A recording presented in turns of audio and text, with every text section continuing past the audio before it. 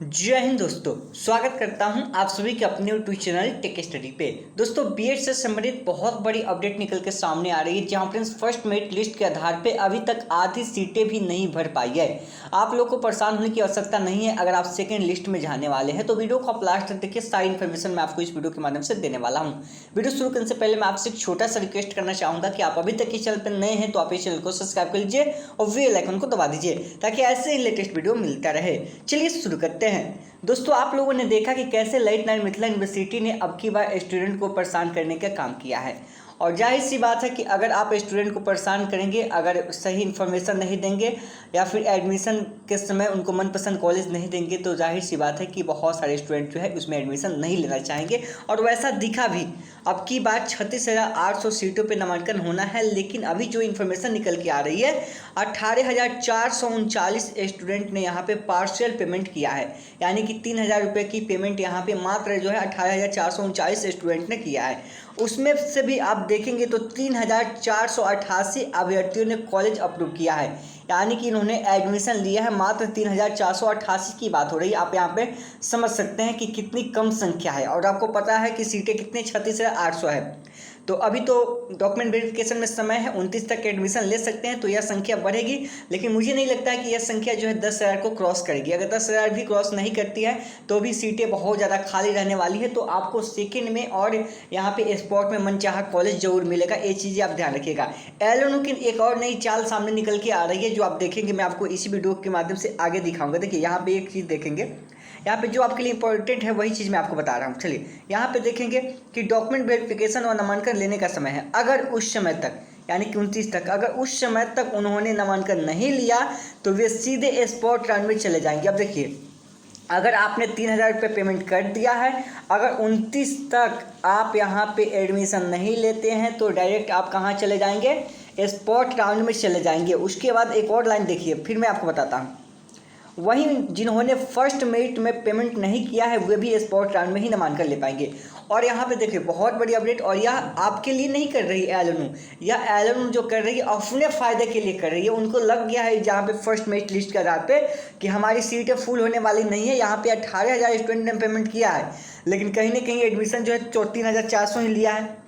तो उनको लग गया है कि बाकी लोगों को जो है कॉलेज मनपसंद नहीं है, या तो बहुत सारे लोग दबाव में आके पेमेंट कर दिए हैं, पहले पेमेंट कर दिए थे, बाद में उनको कॉलेज की इन्फॉर्मेशन मिली है तो वे लोग पेमेंट नहीं करना चाहते हैं। तो इन्होंने क्या कह दिया यहाँ पे कि अगर उस समय तक उन्होंने नामांकन नहीं लिया, समय जो निर्धारित है, तो वे सीधे स्पॉट राउंड में चले जाएंगे। और हालांकि 2 दिन पहले भी मैंने एलएनयू से जानकारी मांगी थी, तो उन्होंने कहा था, जो उनकी टेक्निकल टीम है, कि अगर आप 3,000 रुपये पेमेंट कर दिया है तो आप स्पॉट राउंड में नहीं जा सकते। लेकिन यहाँ पे देखिए, कुछ माजरा कुछ और ही है। आप इसको समझने का प्रयास कीजिएगा। देखिए, फिर से मैं इस लाइन को दोहराता हूँ कि जिन अभ्यर्थियों ने पेमेंट किया है उन्हें 29 तक डॉक्यूमेंट वेरिफिकेशन और नामांकन लेने का समय है। अगर वे उस समय तक उन्होंने नामांकन नहीं लिया तो वे सीधे स्पॉट राउंड में चले जाएंगे। और यहाँ पे बहुत सारे स्टूडेंट परेशान थे कि सर हम 3,000 रुपये पेमेंट करके फंस गए हैं, अब क्या करें, हम स्पॉट राउंड में जाना चाहते हैं। तो देखिए, आपके पास मौका है। लेकिन एक बार मैं आपको कह दूँ कि आप एक बार एलएनयू से बात कर लीजिए, जो उसके टेक्निकल टीम हो, या फिर अशोक कुमार मेहता से, कि क्या यह न्यूज़ सही है। क्योंकि वे कुछ भी कह सकते हैं, कहेंगे कि पेपर वाले अपनी बिना मर्जी से ही छाप देते हैं। तो एक बार कंफर्म कर लीजिएगा।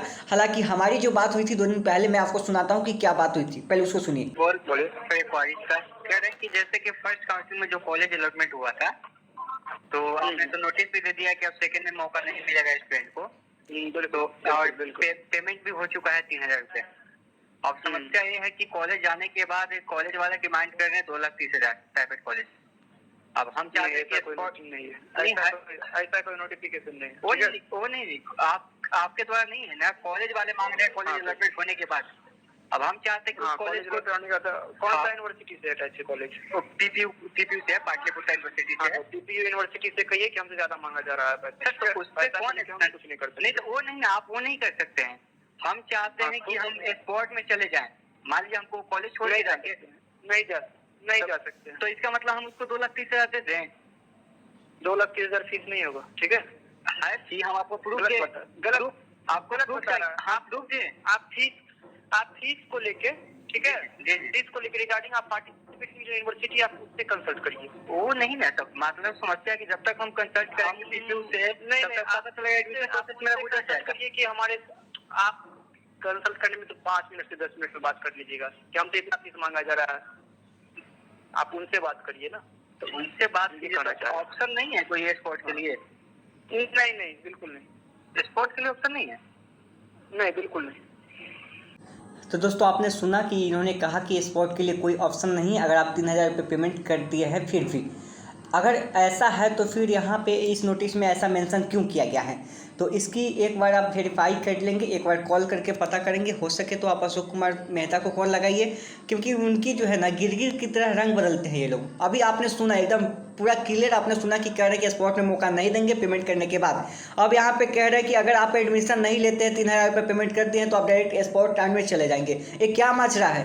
स्टूडेंट को परेशान करने का ही माजरा है। तो आप कर लीजिएगा एक बार, हम भी यहाँ पे कोशिश करेंगे एक बार संपर्क करने का। अगर हमारी बातें होती है तो हम आप लोग को इन्फॉर्मेशन दे देंगे, आप लोग भी प्रयास कीजिएगा, उसके बाद ही आप स्पोर्ट में जा सकते हैं। अगर जाने का मन है आपको, अगर आपका कॉलेज दूर पे है या फिर आप उसको नहीं पसंद करते हैं बिल्कुल ही, तो आप स्पोर्ट के लिए जा सकते हैं। तो उसके लिए आप पेमेंट कर दिए हैं तो कोई बात ही नहीं है, आप एडमिशन नहीं लेंगे तो डायरेक्ट स्पोर्ट में चले जाएंगे, इनका कहना है। तो एक बार इस पर वेरीफाई कर लीजिएगा। तो मिलता है नेक्स्ट वीडियो में। जय हिंद।